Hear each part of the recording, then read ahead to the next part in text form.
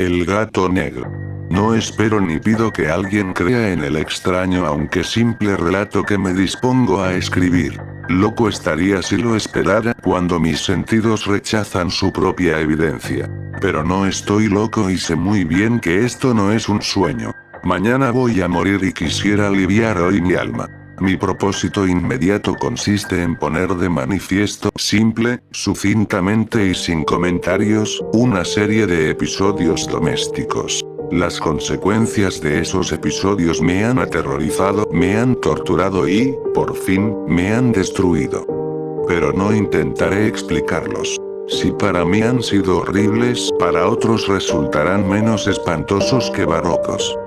Más adelante, tal vez, aparecerá alguien cuya inteligencia reduzca mis fantasmas a lugares comunes. Una inteligencia más serena, más lógica y mucho menos excitable que la mía, capaz de ver en las circunstancias que temerosamente describiré, una vulgar sucesión de causas y efectos naturales. Desde la infancia me destaqué por la docilidad y bondad de mi carácter. La ternura que abrigaba mi corazón era tan grande que llegaba a convertirme en objeto de burla para mis compañeros. Me gustaban especialmente los animales, y mis padres me permitían tener una gran variedad.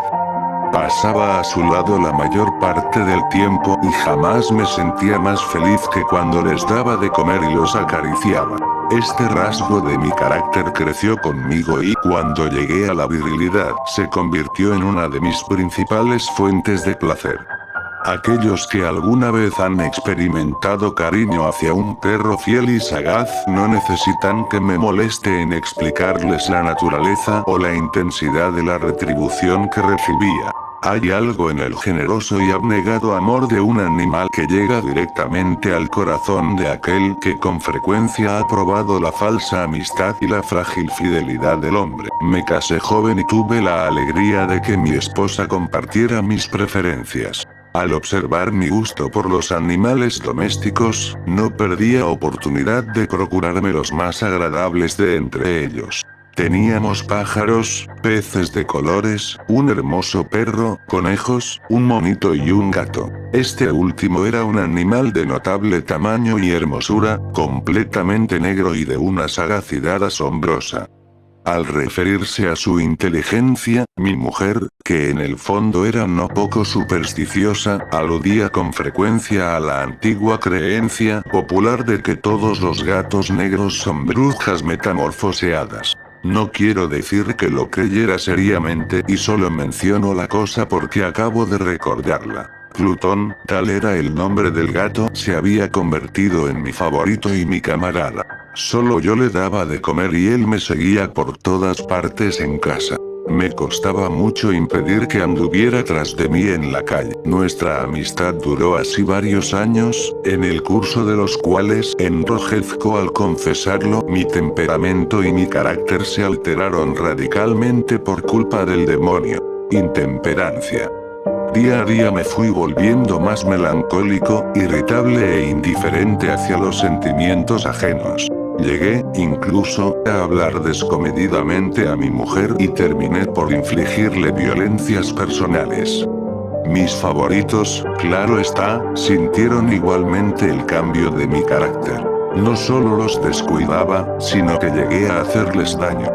Hacia Plutón, sin embargo, conservé suficiente consideración como para abstenerme de maltratarlo, cosa que hacía con los conejos, el mono y hasta el perro cuando, por casualidad o movidos por el afecto, se cruzaban en mi camino. Mi enfermedad, empero, se agravaba, pues, ¿qué enfermedad es comparable al alcohol?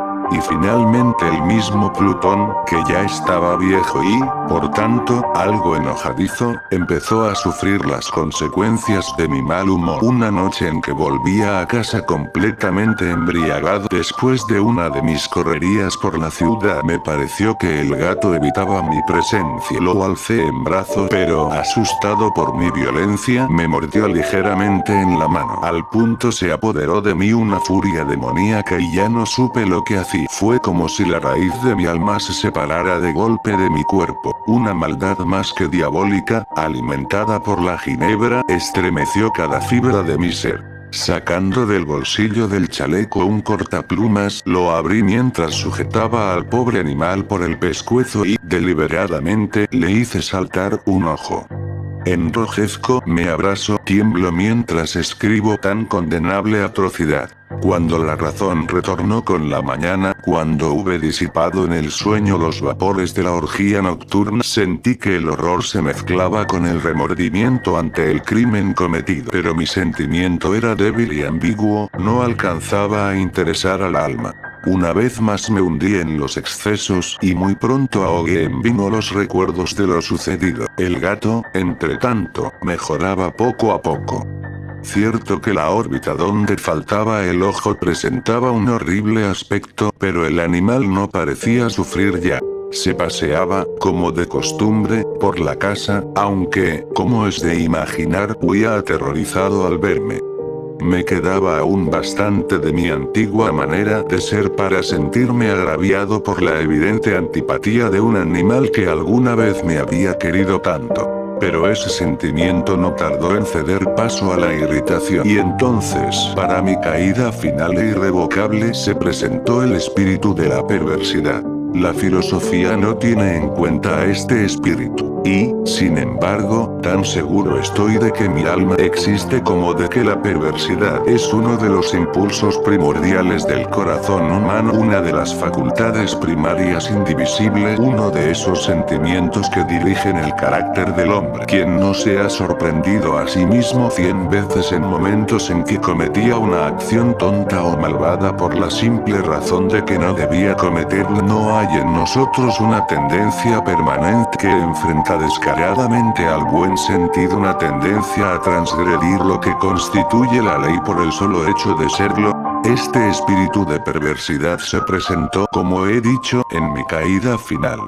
Y el insondable anhelo que tenía mi alma de vejarse a sí misma, de violentar su propia naturaleza, de hacer mal por el mal mismo, me incitó a continuar y, finalmente, a consumar el suplicio que había infligido a la inocente bestia. Una mañana, obrando a sangre fría, le pasé un lazo por el pescuezo y lo ahorqué en la rama de un árbol.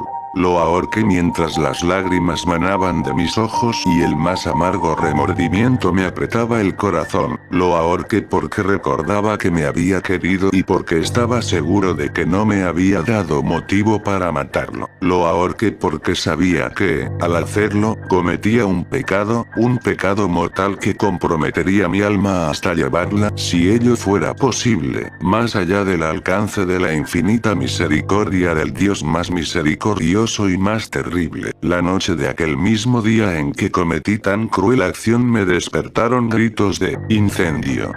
Las cortinas de mi cama eran una llama viva y toda la casa estaba ardiendo. Con gran dificultad pudimos escapar de la conflagración mi mujer, un sirviente y yo. Todo quedó destruido. Mis bienes terrenales se perdieron y desde ese momento tuve que resignarme a la desesperanza. No incurriré en la debilidad de establecer una relación de causa y efecto entre el desastre y mi criminal acción, pero estoy detallando una cadena de hechos y no quiero dejar ningún eslabón incompleto. Al día siguiente del incendio acudí a visitar las ruinas. Salvo una, las paredes se habían desplomado. La que quedaba en pie era un tabique divisorio de poco espesor situado en el centro de la casa y contra el cual se apoyaba antes la cabecera de mi lecho. El enlucido había quedado a salvo de la acción del fuego, cosa que atribuía a su reciente aplicación. Una densa muchedumbre habíase reunido frente a la pared y varias personas parecían examinar parte de la misma con gran atención y detalle. Las palabras extraño, curioso y otras similares excitaron mi curiosidad. Al aproximarme vi que en la blanca superficie grabada como un bajo relieve aparecía la imagen de un gigantesco gato. El contorno tenía una nitidez verdaderamente maravillosa. Había una soga alrededor del pescuezo del animal. Al descubrir esta aparición, ya que no podía considerarla otra cosa, me sentí dominado por el asombro y el terror. Pero la reflexión vino luego en mi ayuda. Recordé que había ahorcado al gato en un jardín contiguo a la casa. Al producirse la alarma del incendio, la multitud había invadido invadido inmediatamente el jardín. Alguien debió de cortar la soga y tirar al gato en mi habitación por la ventana abierta. Sin duda habían tratado de despertarme en esa forma. Probablemente la caída de las paredes comprimió a la víctima de mi crueldad contra el enlucido recién aplicado, cuya cal junto con la acción de las llamas y el amoníaco del cadáver produjo la imagen que acababa de ver. Si bien en esta forma quedó satisfecha mi razón, ya que no mi conciencia, sobre el extraño episodio, lo ocurrido impresionó profundamente mi imaginación. Durante muchos meses no pude librarme del fantasma del gato, y en todo ese tiempo dominó mi espíritu un sentimiento informe que se parecía, sin serlo, al remordimiento. Llegué al punto de lamentar la pérdida del animal y buscar en los viles antros que habitualmente frecuentaba algún otro de la misma especie y apariencia que pudiera ocupar su lugar. Una noche en que, borracho a medias, me hallaba en una taberna más que infame, reclamó mi atención algo negro posado sobre uno de los enormes toneles de ginebra que constituían el principal moblaje del lugar. Durante algunos minutos había estado mirando dicho tonel y me sorprendió no haber advertido antes la presencia de la mancha negra en lo alto. Me aproximé y la toqué con la mano. Era un gato negro muy grande, tan grande como Plutón y absolutamente igual a este, salvo un detalle.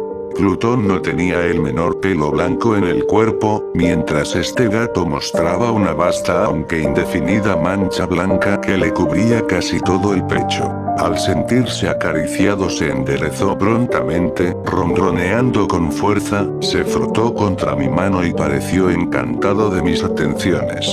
Acababa, pues, de encontrar el animal que precisamente andaba buscando. De inmediato, propuse su compra al tabernero, pero me contestó que el animal no era suyo y que jamás lo había visto antes ni sabía nada de él. Continué acariciando al gato y, cuando me disponía a volver a casa, el animal pareció dispuesto a acompañarme. Le permití que lo hiciera, deteniéndome una y otra vez para inclinarme y acariciarlo.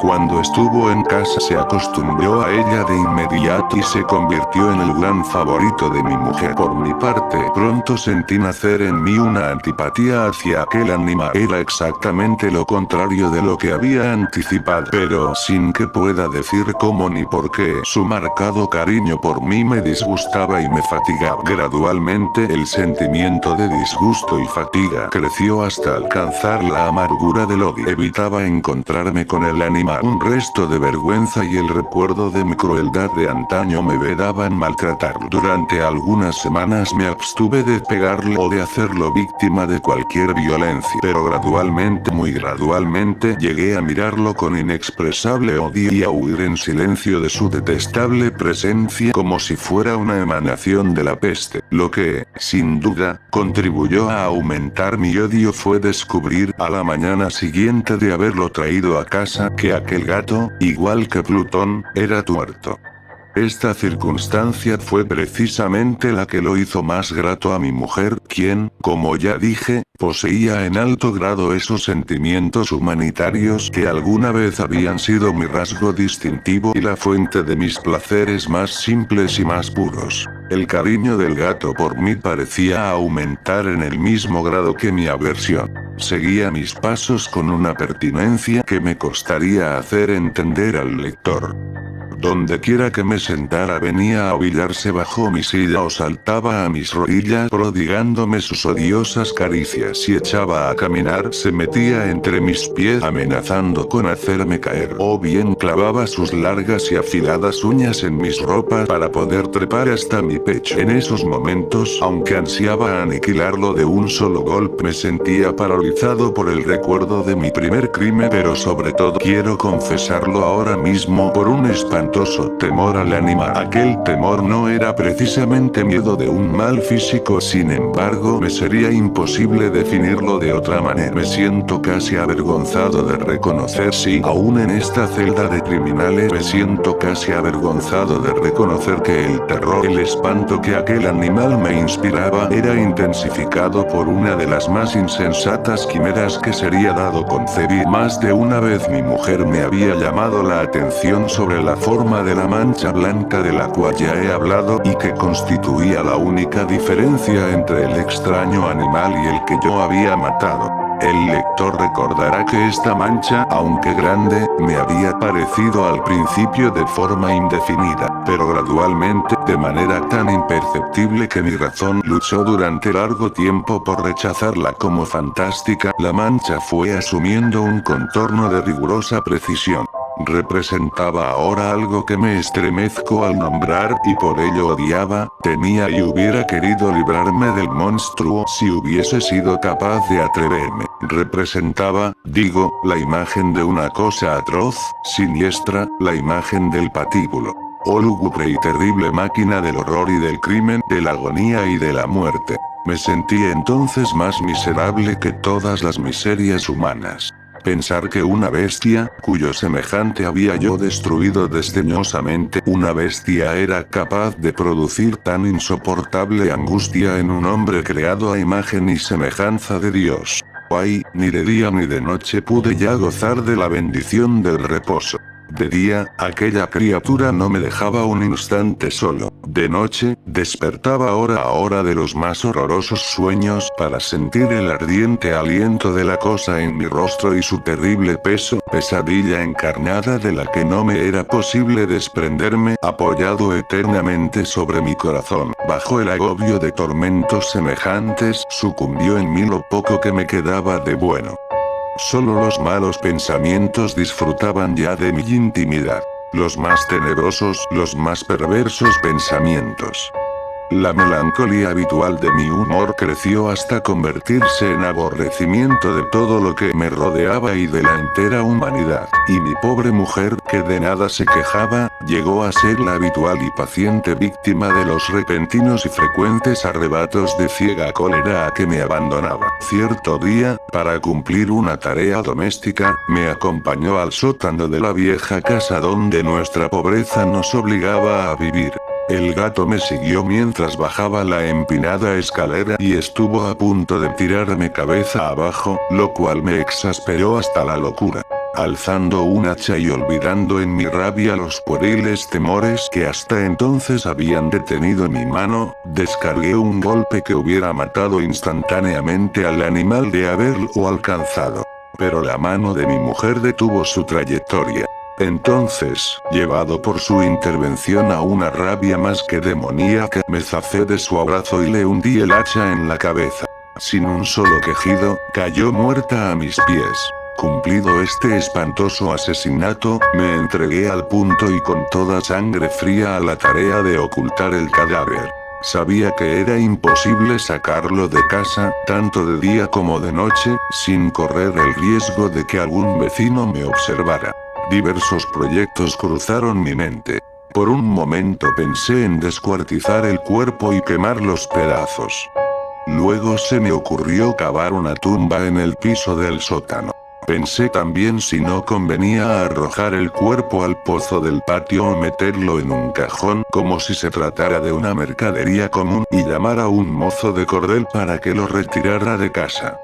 Pero, al fin, di con lo que me pareció el mejor expediente y decidí emparedar el cadáver en el sótano tal como se dice que los monjes de la Edad Media emparedaban a sus víctimas. El sótano se adaptaba bien a este propósito. Sus muros eran de material poco resistente y estaban recién revocados con un mortero ordinario que la humedad de la atmósfera no había dejado endurecer. Además, en una de las paredes se veía la saliencia de una falsa chimenea la cual había sido rellenada y tratada de manera semejante al resto del sótano. Sin lugar a dudas, sería muy fácil sacar los ladrillos en esa parte, introducir el cadáver y tapar el agujero como antes de manera que ninguna mirada pudiese descubrir algo sospechoso. No me equivocaba en mis cálculos. Fácilmente saqué los ladrillos con ayuda de una palanca y luego de colocar cuidadosamente el cuerpo contra la pared interna lo mantuve en esa posición mientras aplicaba de nuevo la mampostería en su forma original. Después de procurarme argamasa, arena y cerda, preparé un enlucido que no se distinguía del anterior y revoqué cuidadosamente el nuevo enladrillado. Concluida la tarea, me sentí seguro de que todo estaba bien. La pared no mostraba la menor señal de haber sido tocada. Había barrido hasta el menor fragmento de material suelto. Miré en torno triunfante y me dije, aquí, por lo menos, no he trabajado en vano. Mi paso siguiente consistió en buscar a la bestia causante de tanta desgracia, pues al final me había decidido a matarla.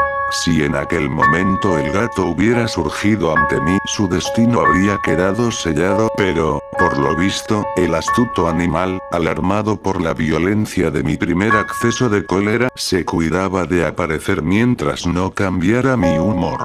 Imposible describir o imaginar el profundo, el maravilloso alivio que la ausencia de la detestada criatura trajo a mi pecho.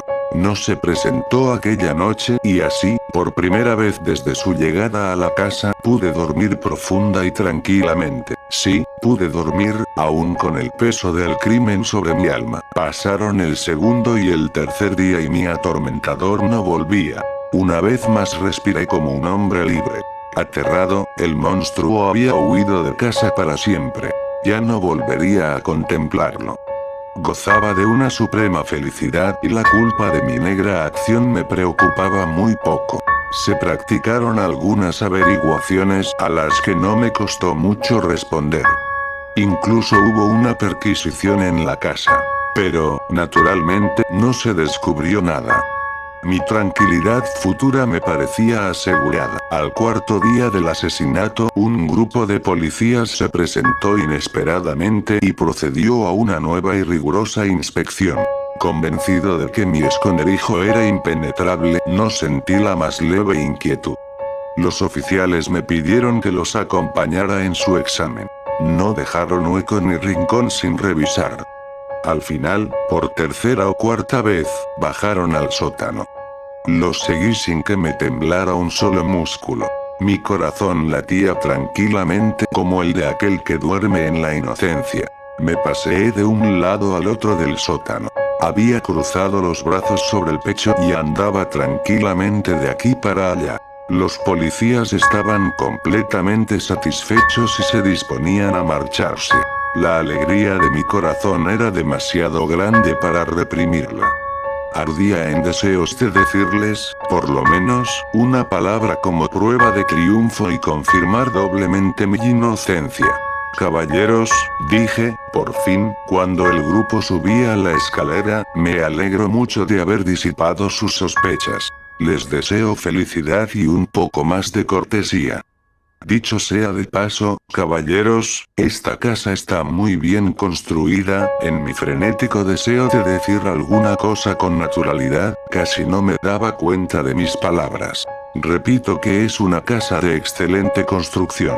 Estas paredes, ya se marchan ustedes, caballeros, tienen una gran solidez. Y entonces, arrastrado por mis propias bravatas, golpeé fuertemente con el bastón que llevaba en la mano sobre la pared del enladrillado tras de la cual se hallaba el cadáver de la esposa de mi corazón. Que Dios me proteja y me libre de las garras del archidemonio. Apenas había cesado el eco de mis golpes cuando una voz respondió desde dentro de la tumba. Un quejido, sordo y entrecortado al comienzo, semejante al sollozar de un niño, que luego creció rápidamente hasta convertirse en un largo, agudo y continuo alarido, anormal, como inhumano, un aullido, un clamor de lamentación, mitad de horror, mitad de triunfo, como solo puede haber brotado en el infierno de la garganta de los condenados en su agonía y de los demonios exultantes en la condenación. Hablar de lo que pensé en ese momento sería locura. Presa de vértigo, fui tambaleándome hasta la pared opuesta. Por un instante el grupo de hombres en la escalera quedó paralizado por el terror. Luego una docena de robustos brazos atacaron la pared que cayó de una pieza. El cadáver ya muy corrompido y manchado de sangre coagulada apareció de pie ante los ojos de los espectadores. Sobre su cabeza con la roja boca abierta y el único ojo como de fuego estaba agazapada la horrible bestia cuya astucia me había inducido al asesinato y cuya voz delatadora me entregaba al verdugo. Había emparedado al monstruo en la tumba.